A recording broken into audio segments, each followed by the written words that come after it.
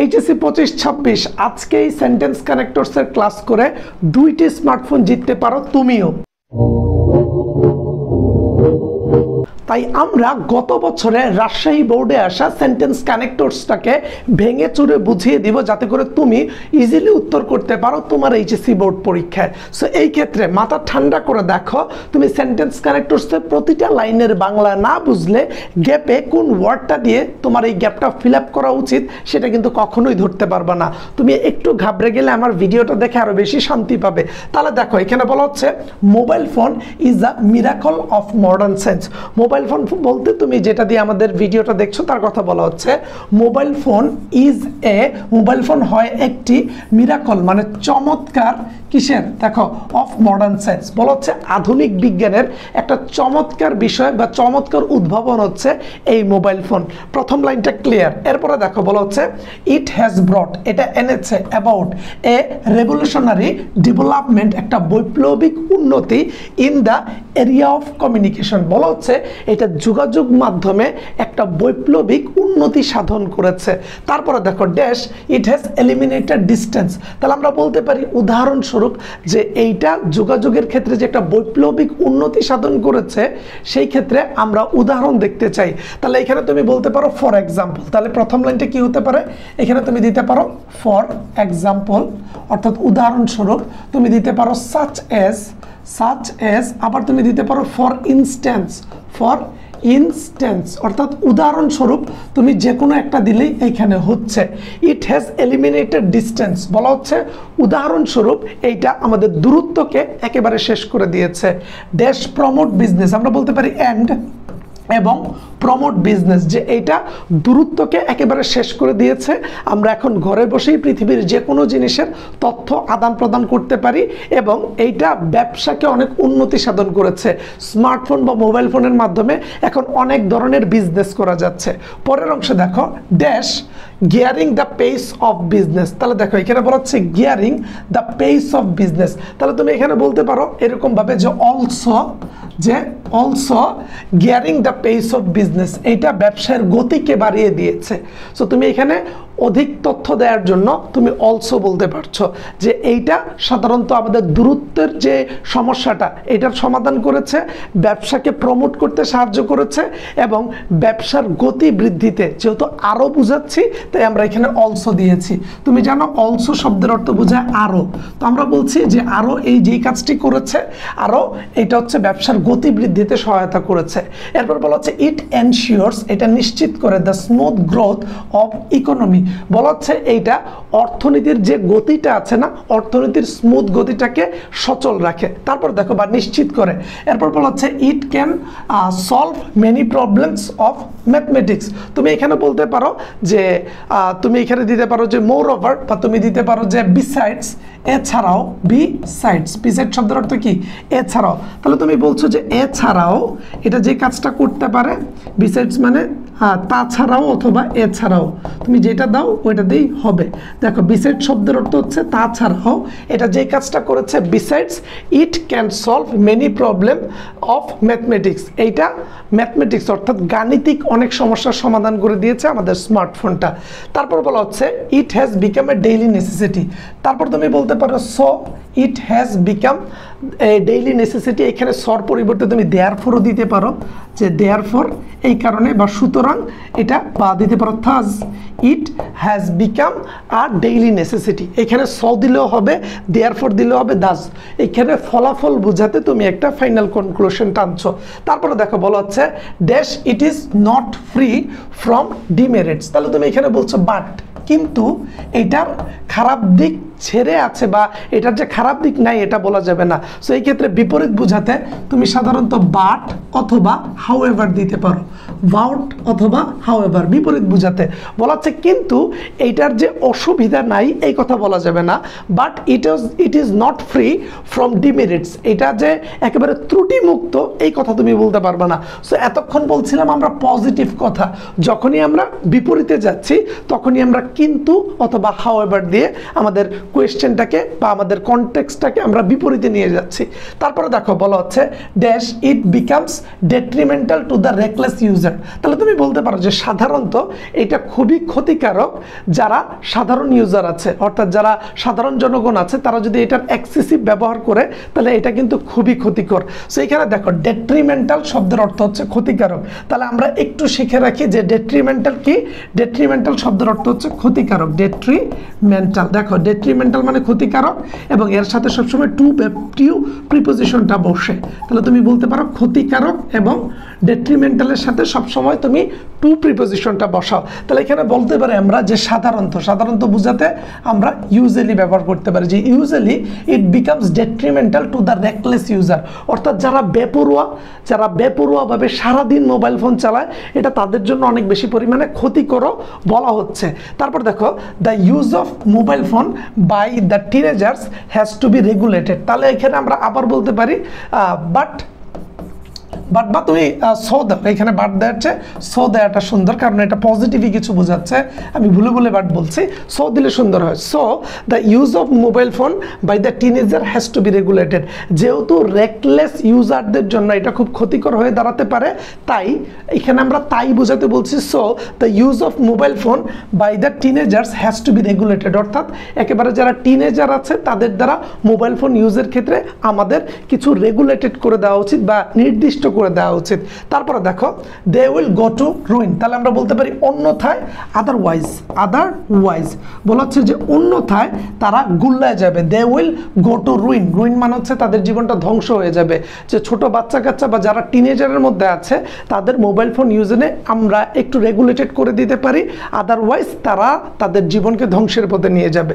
তারপর দেখো বলা হচ্ছে dash if we want to save our young generation. তাহলে আমরা বলতে পারি যে আমরা যদি আমাদের ইয়াং জেনারেশনকে বাঁচাতে চাই, তাহলে এখানে তুমি বলতে পারো যে অ্যান্ড এবং if we want to save our young generation, এবং আমরা যদি আমাদের তরুণ প্রজন্মকে বাঁচাতে চাই we have to be more vigilant. Vigilant শব্দের অর্থ হচ্ছে সতর্ক। ভিজিল্যান্ট শব্দের অর্থ হচ্ছে কি সতর্ক। যে আমরা যদি আমাদের ইয়াং প্রজন্মকে বাঁচাতে চাই তাহলে আমাদের আরও বেশি সতর্ক হওয়া উচিত। আমাদের কি করা উচিত? আরও বেশি সতর্ক হওয়া উচিত। তারপর বলা হচ্ছে মোর ওভার, তাছাড়াও। মোর ওভার, দেখো মোর ওভার মানে কি তাছাড়াও। মোর ওভার, অথবা তুমি বলতে পারো ফার্দার মোর, যে তাছাড়াও বা এছাড়াও parents, teachers and neighbours can play positive role in this regard. বলা হচ্ছে এই বিষয়ে তোমার যারা প্যারেন্টস আছে, যারা এলাকার মানুষ আছে, তারা একটা পজিটিভ রোল পালন করতে পারে। তুমি দিতে পারো অলসো, এছাড়া বা আরও। The people who are addicted to তোমার হচ্ছে mobile phone have to be more cautious. বলা হচ্ছে এবং যারা মোবাইল ফোনে অনেক বেশি পরিমাণে এডিক্টেড মানে হচ্ছে আসক্ত। দেখো এডিক্টেড মানে হচ্ছে আসক্ত, এডিক্টেড এর সাথে সাধারণত টু প্রিপোজিশন বসে। এডিক্টেডের সাথে টু প্রিপোজিশন বসে, এর মানে আসক্ত বা আসক্তি বোঝায়। তো বলা হচ্ছে যারা মোবাইল ফোনে অনেক বেশি পরিমাণে আসক্ত তাদের উচিত সচেতন থাকা। তারপরে দেখো বলা হচ্ছে ইফ দে মেনটেন অ্যাবস্টেন্সিস। তাহলে দেখো বলা হচ্ছে যে ইফ দে মেনটেন অ্যাবস্টেন্সিস তাহলে it will positive influence their offspring. বলা হচ্ছে এটা যদি তারা তাদের পজিটিভ ক্ষেত্রে ব্যবহার করতে পারে তাহলে তাদের সন্তানদের ভালো একটা আউটপুট দিতে পারবে। অর্থাৎ এখানে বলা হচ্ছে যে প্যারেন্টস, টিচার, নেইবাররা যদি গুরুত্বপূর্ণ ভূমিকা রেখে এইটা ব্যবহারে সতর্ক করতে পারে তাহলে তারা তাদের সন্তান সন্ততির ক্ষেত্রে ভালো একটা ইম্প্যাক্ট রেখে যেতে পারবে। সো এই ছিল মূলত আমাদের আজকের তোমার রাজশাহী বোর্ডের গত বছরের সেন্টেন্স কানেক্টরসটা। তুমি মাথা ঠান্ডা করে পড়লে ভালো আউটপুট করতে পারবা। যেমনটা আমরা বলেছিলাম mobile phone is a miracle of modern science. Mobile phone হচ্ছে বর্তমান সমাজের একটা চমৎকার বা উদ্ভাবনীয় ঘটনা। It has brought about a revolutionary development. এটা একটা বৈপ্লবিক পরিবর্তন বা উন্নতি সাধন করেছে in the area of communication, অর্থাৎ যোগাযোগের ক্ষেত্রে। Dash it has eliminated distance. তুমি বলতে পারো ফর এক্সাম্পল, অথবা ফর ইনস্ট্যান্ট, অথবা সাচ এজ, অর্থাৎ উদাহরণস্বরূপ এইটা আমাদের দূরত্বকে দূর করে দিয়েছে এবং প্রমোট বিজনেস, আমাদের ব্যবসাকে আরও বেশি উন্নতি করেছে। তারপর তুমি বলতে পারো অলসো যে আরও এটা যে কাজটা করেছে, gearing the pace of business, ব্যবসার গতি বাড়িয়ে দিয়েছে। ইট এনশিওরস, এটা নিশ্চিত করেছে the smooth growth of economy, এটা অর্থনীতির চাকাকে আরও বেশি স্মুথ করেছে। ইট ক্যান সলভ, তুমি দিতে পারো তারপর যে বিসাইডস, এ ছাড়াও বা তা ছাড়াও, besides it can solve many problems of mathematics, এইটা আমাদের গাণিতিক অনেক সমস্যার সমাধান করে দিয়েছে। তাই আমরা বলবো সুতরাং বা thus therefore it has become a daily necessity, এটা আমাদের মানে নিত্য প্রয়োজনীয় একটা দ্রব্য বা জিনিস হয়ে দাঁড়িয়েছে। তারপর দেখো বাট, কিন্তু it is not free from demerits, এটা আসলে ত্রুটি মুক্ত না। তারপরে তুমি যে কাজটা করতে পারো, it becomes detrimental to the reckless user, তুমি বললা যে সাধারণত it becomes detrimental to the reckless user. Reckless শব্দের অর্থ হচ্ছে বেপরোয়া, যারা সারাদিন মোবাইল ফোন নিয়ে পড়ে থাকে তাদের জন্য এটা ক্ষতিকারক। এখানে ডেট্রিমেন্টাল টু মানে হচ্ছে ক্ষতিকার, ঠিক আছে। তারপরে দেখো বলা হচ্ছে dash the use of mobile phone by the teenagers has to be regulated. So তুমি এখানে দিতে পারো সুতরাং the use of mobile phone by the teenagers has to be regulated dash they will go to ruin, তুমি এখানে দিতে পারো otherwise, অন্যথায়, যে আমাদের উচিত তাদের মোবাইল ফোনটা ব্যবহারে সতর্ক করা, অন্যথায় তারা ধ্বংসের দিকে যাবে। তারপর দেখো dash if we want to save our young generation, so বলা হচ্ছে যদি আমরা আমাদের ইয়াং জেনারেশনকে বাঁচাতে চাই, সো তুমি এখানে দিতে পারো অ্যান্ড, অথবা দিতে পারো also. If we want to save our young generation we have to be more vigilant, আমাদের আরও বেশি সতর্ক থাকতে হবে। সো তুমি এখানে দিতে পারো মোর ওভার, অথবা দিতে পারো তুমি বিসাইডস বা ফার্দার মোর দিয়ে তুমি এই লাইনটা বলতে পারো parents, teachers and neighbours can play positive roles in this regards. তো এখানে তুমি আবার অলসো দিতে পারো, also the people who are addicted to wanton mobile phone have to be more cautious, অর্থাৎ যারা মোবাইল ফোন নিয়ে একেবারে ড্রিভেন আছে তাদেরকে একটু সতর্ক করা যেতে পারে।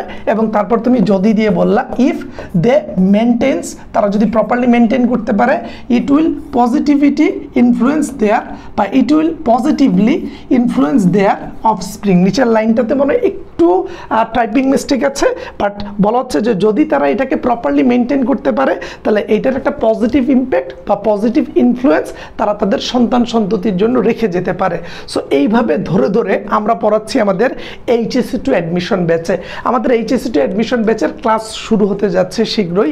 এই ব্যাচের মধ্যে আমরা পড়াবো 8 মাস এইচএসসি 25 ব্যাচের জন্য, এবং এইচএসসি 26 ব্যাচকে পড়াবো আমরা প্রায় 1.5 বছর, অর্থাৎ 1.5 বছর এখানে পড়তে পারবা। এখানে কি কি ক্লাস করার সুযোগ থাকছে?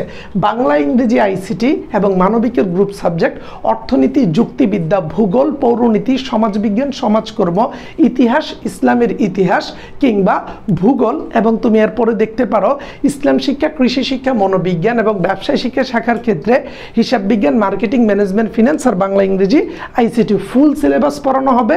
ফুল সিলেবাস শেষ করে তোমাকে এইচএসসি পরীক্ষার পর এইখানেই অ্যাডমিশন পড়ানো হবে। যেহেতু ব্যাচের নাম এইচএসসি টু অ্যাডমিশন, আমরা চাই আগে থেকে তুমি ঢাকা বিশ্ববিদ্যালয়ের প্রস্তুতিটা শুরু করো। শুধুমাত্র এইচএসসি পরীক্ষার পর 4 মাস পরে ভোকাবুলারি পড়া, ইংরেজি বেসিক স্ট্রং করা, প্রিপোজিশন পারা কিংবা ইংরেজি লাইন পড়ে বাংলা বোঝা, এত কিছু কাভার করে সাধারণ জ্ঞান তথ্য মনে রেখে ক্যালকুলেটর ছাড়া ম্যাথমেটিক্সের সিস্টেম বুঝে অ্যাকাউন্টিং করে চান্স পাওয়াটা কঠিন হয়ে যায়। সো আমরা যদি প্রথম 4 মাস তোমাকে ভালোভাবে গাইড করতে পারি তাহলে তোমার এইচএসসিতে এ প্লাস আসবে, এবং এইচএসসিতে এ প্লাস আসার পাশাপাশি আমরা অ্যাডমিশনের বেসিকটা তোমাকে এই 4 মাসে একটু একটু করে শিখিয়ে রাখবো। অর্থাৎ কোয়েশ্চেন ব্যাংক, সলভিং ক্লাস এবং যে basic free hand writing problem আছে সেগুলোকে আমরা প্রথম 4 মাসে এইচএসসি পরীক্ষায় এ প্লাসে জোর দিয়ে সাথে সাথে শিখিয়ে দিব। এবং এইচএসসি পরীক্ষার পর তুমি নেক্সট যে 4 মাস আছে অ্যাডমিশনের জন্য, তখন আমাদের কাছেই এমসিকিউ প্লাস রিটেনের জন্য পড়তে পারবা, ঢাকা বিশ্ববিদ্যালয়ের স্টুডেন্টরা পড়াবে। আর এইচএসসি 26 ব্যাচের প্রথমে ফুল সিলেবাস পড়াবো। ফুল সিলেবাস পড়ানোর পর আমরা এই ব্যাচেই তোমাকে অ্যাডমিশনের পড়াটা শেষ করে দিব, অর্থাৎ বারবার ভর্তি হওয়া লাগবে না। অর্থাৎ 8 মাস এবং 1.5 বছর পড়ার সুযোগ পাচ্ছ। যারা এই ব্যাচ সম্পর্কে বিস্তারিত জানতে চাও তারা এই নাম্বারে কল দাও, অথবা পেজে মেসেজ দাও, অথবা তোমরা কমেন্ট বক্সটা চেক করো, আমি কমেন্ট বক্স বা ইউটিউবে ভিডিও ডেসক্রিপশনে বিস্তারিত দিয়ে দিচ্ছি। তুমি দেখো, জানো, বুঝো, ঢাবির ভাইয়াদের ক্লাস করে সিদ্ধান্ত দাও। প্রতিটা লাইনের বাংলা বুঝে বুঝে পড়তে পারলে তোমার এইচএসসি রেজাল্ট ভালো হবে, তুমি ঢাকা বিশ্ববিদ্যালয়ে চান্স পাবে। সো সবার জন্য শুভকামনা রইল। ভিডিওটা শেয়ার দিয়ে রাখিও, আশা করি ভালো কিছু হবে।